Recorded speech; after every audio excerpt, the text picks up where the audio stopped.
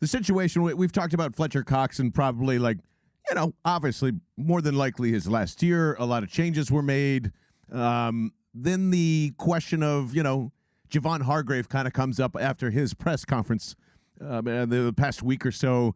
He, kind of just left it as I'm just going to let football speak for itself. I'm not really worried about what that extension is going to be because it's his last year. This contract is two of this year as well. So, I think automatically, Vince, a lot of people go, well, yeah, Cox is going to leave. Hargrave's going to stay. And unless, something crazy happens or Hargrave isn't as good anymore or whatever it is. But what do you make of all of this? I honestly believe that there is a chance that neither are here next year, and we'll get into that in a second. But, obviously I would love Hargrave around here for a lot longer if you're losing Fletcher Cox. A lot of value there, obviously, right? You would want him to stay no matter what. Well, yeah, for the most part. I love Hargrave. I mean, I'm a big fan of what he does. And also, I think this is really important. Fletcher Cox could be very pissed off this year.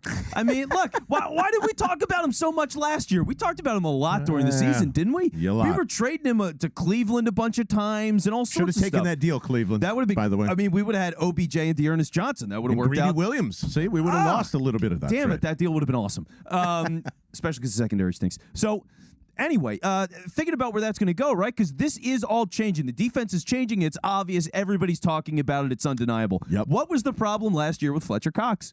Didn't like his role. He wasn't happy about it. He's yelling at Jonathan Gannon, and now, after he tries to leave and everyone expects him to leave, and Jeff McClain was writing articles before the season last year that they were thinking he was going to leave.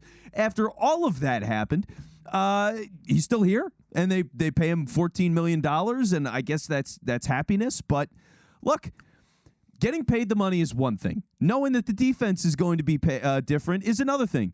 But to be able to show up and have to do that all season, knowing that he doesn't like the role, he doesn't like where the defense is, and he's not a focal point anymore, I don't know how happy he's going to be. And he clearly at one point called Jonathan Gannon a motherfucker behind closed doors, right? That probably happened. Something like that, yeah. Some form of French, if you will. Motherfucker!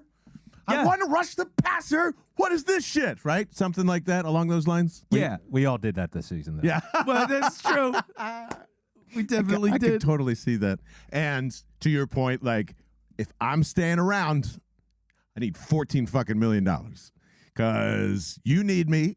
And I know that's not my market, but that's what you're going to have to pay me to stay. Otherwise, I'm going to go take $8 million from Cleveland or whoever wanted him. The Rams, Of course, somebody would have gladly signed that over.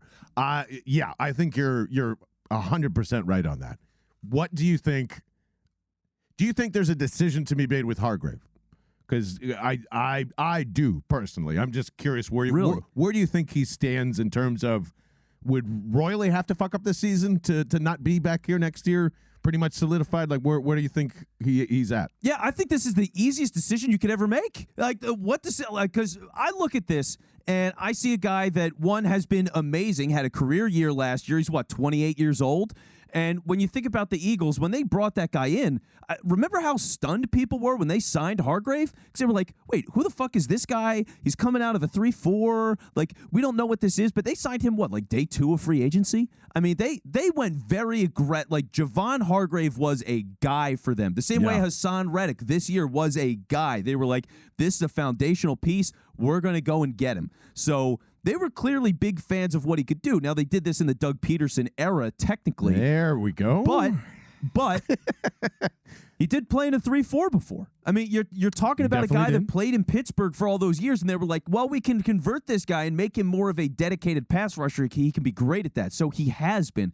Is he willing to go back to that role is really the question. Because if he's in that Fletcher Cox camp and they're both sitting there together going, oh, well, this motherfucker. Well, then, yeah, it's going to be difficult, and maybe you are talking about changing things over. And you look at a defense in 2023 where it's Jordan Davis and Milton Williams and whatever Hassan Ridgeway for the 15th time, whatever they want to do at defensive tackle for the rest of that depth, they go and figure it out. But I would keep Hargrave, and I would be shocked, honestly, if they don't extend him before the season.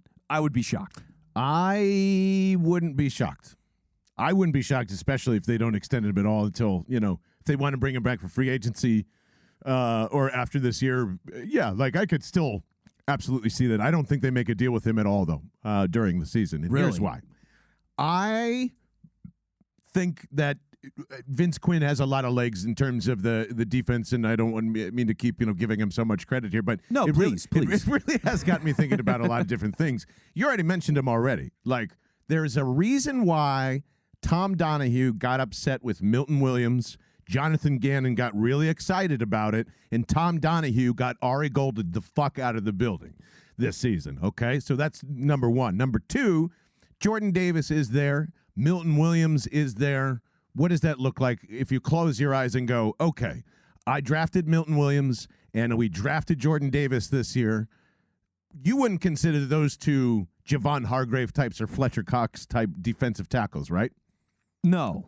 And they also invested heavily in a position that they have historically never done so before, ever in the history of Howie Roseman, Andy Reid, Joe Banner, and my grandfather. I don't who knows?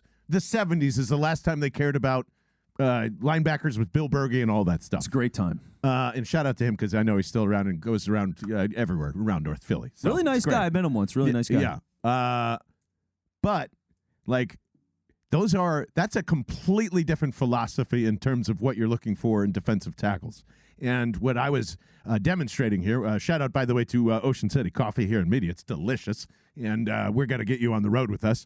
But in some gum and then this liquid death can, right? Like I was just demonstrating on like this was really funny. How I can kind of imagine all this stuff. And I'm going to be as descriptive as possible anyway. But don't definitely go subscribe to the YouTube page if you're listening to the podcast.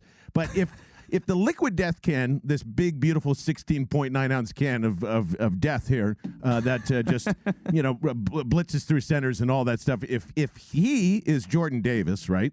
And then let's just say that this wonderful Ocean City coffee cup is Hassan Reddick, for instance, yes. Right?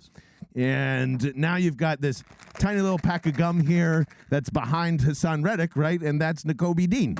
And I think that they're building a model where this liquid death can is made to take on everybody, the whole weight of the center line. If that means 2 or 3 guards and Milton Williams is there to fill all that space out to take it, well, then they're going to stunt with Hassan Reddick going to the right of Jordan Davis. And here comes Nakobe Dean either through the lane that Davis and Hassan are creating, or he's going to the left-hand side and blitzing that way and stunting that way, where Milton Williams is clearing out this space. They are not only, in my mind, changing the philosophy of the defensive line, the defense in general, whatever. They are officially back to 2-gapping stunt team. They want defensive tackles that can eat up space and have the speed of the linebackers with a clear-cut lane to the quarterback to go kill him, and that is literally Hassan Reddick's best skill as a player, is to go kill the quarterback in an open lane because he's too fast, he's too athletic, he can stand up, he can go down, you can move him everywhere. Nakobe Dean can basically do all of that except put his hand in the ground, so that's another element. And then you have all this filler of TJ Edwards, of the third-round pick, Davion Taylor. Davion Taylor, baby. There you go. It's I'm the sorry. man. Sorry, Davion. I know it took you a while to play football, but what's his best skill? Being fast and attacking and going downhill. So, all the other guys that they drafted have those similar skill sets as well. So, I do believe there's actually a very good chance that Hargrave is not here next year as well. I think that is, I don't know if he works into the comp pick formula at Jimmy Kemsky. Please help us out. Yeah, he would get that kind of deal. But I think there's a great chance that Hargrave isn't here based on the drafting of Williams and everyone getting upset except for the defensive coordinator.